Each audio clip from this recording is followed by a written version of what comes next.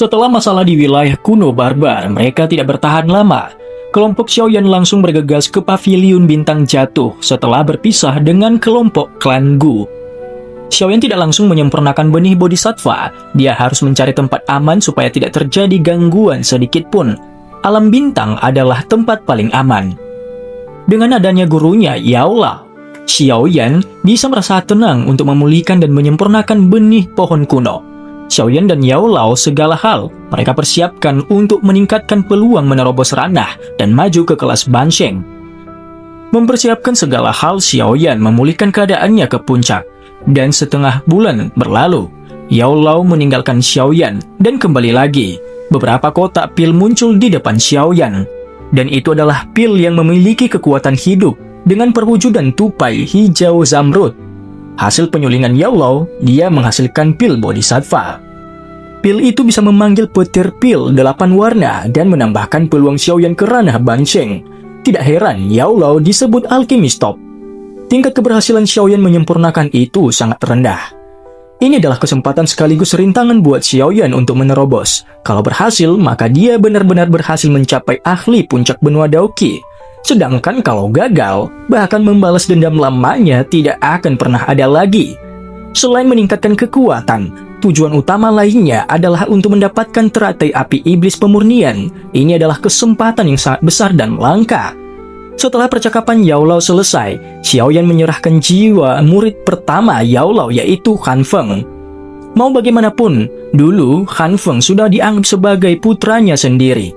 Tapi sekarang dia sudah mengkhianati gurunya. Dia mungkin buta sekali, tapi tidak buta kedua kalinya. Singkat cerita, setelah urusan mengenai Han Feng selesai, Xiaoyan harus memulai pelatihan untuk menerobos ranah. 2 tahun berlalu. Seharusnya situasi ini tidak terlalu sulit bagi Xiaoyan karena bantuan pil bodhisattva dan hati bodhisattva. Namun kenyataan tidak sesuai ekspektasi. Xiaoyan pun belum keluar dari pengasingannya. Tapi semua orang masih merasakan aura Xiaoyan, sehingga tidak membuat khawatir. Di sisi lain, dataran tengah mengalami keributan besar. Kesempatan ini dimanfaatkan oleh Yao Lao untuk memperkuat paviliun bintang jatuh dengan mengundang banyak sekutu ahli Douzun. Sebelum balas dendam Aula Jiwa datang, banyak ahli sekarang sudah bergabung dengan paviliun bintang jatuh. Namun ketika kekuatan dan reputasi tumbuh pesat, Sekte Langit yang Mendalam telah membentuk dendam dengan Xiaoyan dan paviliun bintang jatuh. Mereka pun tidak tetap diam. Sekte Langit yang Mendalam telah membentuk aliansi dengan Lembah Sungai Es, paviliun petir angin, dan beberapa sekte terkenal lainnya di dataran tengah. Walaupun aliansi ini telah menyerbu daerah wilayah paviliun bintang jatuh, ujungnya tetap tidak bisa mereka tembus. Walaupun ini membuat paviliun lengah, itu tidak bisa membuat Yao Lao panik. Kota-kota terdekat telah dibangun celah ruang, sehingga cepat diperkuat. Setelah beberapa bulan kebuntutan itu, aliansi Sekte Langit yang Mendalam tidak punya pilihan lain. Mereka menyerang. Karena posisi bertahan paviliun bintang jatuh tidak tergoyahkan, maka ini sudah cukup memberi pukulan bagi aliansi musuh. Tidak berhenti sampai di situ. Setelah ketenangan beberapa waktu di dataran tengah, muncullah berita-berita tentang klan kuno, yaitu menghilangnya klan Ling. Ini kenapa bisa tersebar, sedangkan berita itu hanya diketahui oleh fraksi besar saja. Namun belum lama ini, alam Ling telah muncul dan dibuka lagi. Ketika ahli memasukinya, mereka tidak menemukan siapa-siapa alias benar-benar kosong. Untuk saat ini banyak orang yang berspekulasi tentang masalah ini. Dan itulah kesibukan di dunia luar saat ini. Sedangkan situasi di alam bintang, tepatnya di mana gunung tempat Xiaoyan retret, sampai saat ini belum ada aktivitas. Semua para tetua dan Yao Lao bahkan khawatir, karena sudah 2 tahun berjalan Xiaoyan belum ada tanda-tanda menerobos. Yao Lao memandang pintu yang penuh lumut itu. Di belakangnya muncul Cailin yang dipenuhi kekhawatiran. Sekarang Cailin sudah mencapai puncak kelas Douzun. Setelah itu Cailin menyerahkan sebuah kartu berwarna merah darah ke Yao Lao. Di situ tertulis deklarasi perang. Setengah bulan dari sekarang, aliansi sungai yang mendalam akan tiba di paviliun. Kita akan bertarung dan menentukan siapa yang kuat, ucap Yao Lao. Mereka sangat sombong. Tampaknya iblis tua Tianming itu tidak tahan untuk campur tangan, jawab Cailin. Dan dari situ guys, Yao Lao menyuruh Cailin memanggil dan mengumpulkan semua sesepuh untuk tugas yang sangat penting ini. Sekarang tingkat penjagaan paviliun bintang jatuh akan ditingkatkan. Yao Lao penasaran trik apa yang bakal dilakukan iblis Tianming ini. Setelah semua hal diperbincangkan, karena tidak ada yang bisa dilakukan karena aktivitas di gunung sampai saat ini tidak ada, akhirnya mereka berbalik. Sebuah alun-alun dibuat untuk menerima tamu di pavilion bintang jatuh. Saat ini banyak orang di alun-alun.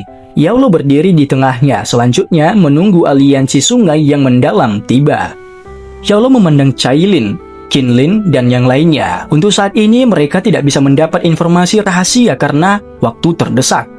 Namun Yao Lao menjamin alam bintang saat ini sudah dalam keadaan siaga tinggi. Beberapa murid lemah sudah dipindahkan dan para tetua yang di luar sudah pada kembali. Gerangan aliansi sungai yang mendalam ini sebenarnya tidak diketahui. Mereka langsung mendeklarasi perang. Tidak lama setelah itu, sebuah celah ruang besar tiba-tiba muncul. Dan dari sana tersebar aura yang mengerikan secara brutal. Segera sebuah tawa samar terdengar. "Yao Chen, sudah bertahun-tahun sejak terakhir kita bertemu." Yao Lao melihat sosok dengan pakaian abu-abu tua di langit. Siapa lagi kalau bukan iblis tua Tianming? "Iblis tua, kamu belum mati." "Hahaha, bahkan kamu yang hanya sisa jiwa saja bisa dihidupkan kembali. Bagaimana aku bisa mati begitu mudah?" Sekarang, aliansi sungai yang mendalam sudah datang. Setengah dari kelompok berada di ranah Douzun ditambah iblis tua Tianming. Ini memang barisan yang sangat menakutkan. Pavilion bintang jatuh dan aliansi sungai mendalam mengalami kesulitan hidup berdampingan. Pada akhirnya aku yang tua harus melangkah maju. "Yao Lao, kita adalah kenalan lama. Selama pavilion bintang jatuh kamu mundur 500 km dari wilayah aliansi sungai mendalamku dan berjanji untuk tidak memulai konflik dengan aliansiku di masa depan, kami akan mundur hari ini," ucap iblis Tianming. Kata-kata iblis tua ini membuat orang-orang terkejut. Namun Abah Yao Lao menganggap itu hanya mimpi aliansi sungai yang mendalam. Mereka hanya ingin memprovokasi semua orang di pavilion. Yao Lao hanya menatapnya dengan tenang dan tidak bergerak sama sekali. Sikap ini membuat iblis tua Tianming tidak sabar. Seperti biasa, kata-kata Yao Lao. "Apakah menurut kalian aliansi sungai yang mendalam memiliki kualifikasi mengucapkan kata-kata ini?" Perkataan tidak setuju ini semakin membuat iblis Tianming jengkel pada Yao Lao. Yao Lao hanya tersenyum dan melambaikan tangannya. Sebuah formasi diaktifkan dan mengelilingi kelompok iblis tua Tianming. Dia melihat tirai itu dan berkata, "Yao Chen, sepertinya kamu tidak menyerah. Aliansi sungai yang mendalam memang tidak bisa menghancurkan pavilion bintang jatuhmu. Namun menurut kamu, apakah aku begitu bodoh datang tanpa persiapan? Kedua tuan, tolong keluar." Seketika ruang di sekitar iblis tua Tianming bergejolak dan retakan ruang muncul. Aura ini sangat dikenal Yao Lao, itu adalah dari aula jiwa. "Aula jiwa, kalian benar-benar campur tangan," ucap Abah Yao Lao. "Hahaha, Yao Chen, sebelumnya saya sudah bilang, cepat atau lambat, pavilion bintang jatuhmu akan berubah jadi reruntuhan. Harusnya kamu senang, ini sudah ditunda selama 2 tahun. Dua sosok itu muncul di langit dan itu adalah Tianzun kedua, Guyo. Dan bersama sosok yang memiliki kekuatan di ranah Banseng juga, namun tidak sekuat iblis tua Guyo. Total ada 3 iblis tua di ranah Banseng di bagian musuh. "Yao Chen, apakah kamu tidak mempertimbangkan tawaran saya tadi?" ucap iblis tua Tianming. Ekspresi Yao Lao muram dan mengepalkan tangannya. Di belakang, Cailin mengatakan tidak punya pilihan lain selain bertarung, mengingat metode aula jiwa dan aliansi sungai yang mendalam ini sangat licik. Melihat ekspresi Yao Lao di bawah, sepertinya mereka tidak akan mengalah. Bagaimana aula jiwa tidak senang? Kalau pertarungan ini pecah, mereka akan mengumpulkan jiwa-jiwa. Tidak ada waktu basa-basi lagi, Yao Lao mengatur taktik. Dia melawan 2 iblis tua Guyo dan Tianming. Sisa 1 Banseng diserahkan kepada Cailin, Qinlin, dan dokter peri kecil.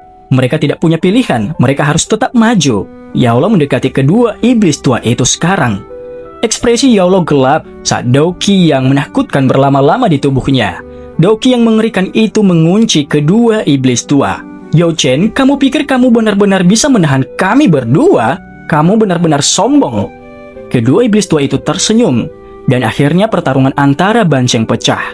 Mendengar aba-aba iblis tua Tianming, semua anggota aliansi sungai yang mendalam melepaskan Douqi dan menyerang.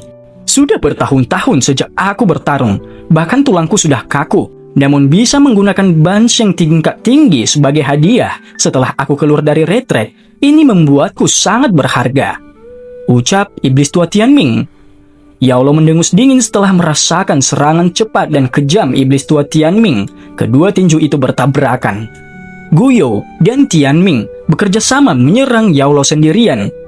Sementara Yao Lao menahan kedua iblis tua. Di sisi lain, pertempuran Cailin dan yang lainnya di bawah sudah pecah dengan Tianzun ketiga aula jiwa. Seketika petir 7 warna menyambar dari langit dan membuat Tianzun ketiga menjadi dingin. Dia terkejut melihat wujud asli Cailin ini. Dan setelah itu, serangan bergantian oleh Qinlin dengan ular surga kunonya. Sekarang Cailin, Qinlin, dan dokter Prey kecil sudah berada pada puncak kelas Douzon. Yang membuat Tianzun ketiga lebih berhati-hati selain Cailin adalah kedua lainnya. Mereka memiliki Douqi racun yang mematikan. Sekarang Tianzun ketiga tertawa setelah merasakan dia telah dikepung. Seketika Douqi dalam tubuhnya meletus. Sementara pertarungan intens yang tak tertandingi di alam bintang sedang berlangsung, gunung di belakang masih tetap saja sepi dan hening. Keheningan ini berlanjut beberapa saat sebelum banyak garis retakan kecil mulai muncul dan menyebar ke seluruh gunung di sekitar pintu batu. Retakan ini mungkin kecil, namun sangat dalam.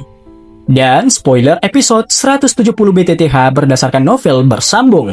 Terima kasih telah menonton dan jangan lupa support channel ini supaya lebih berkembang.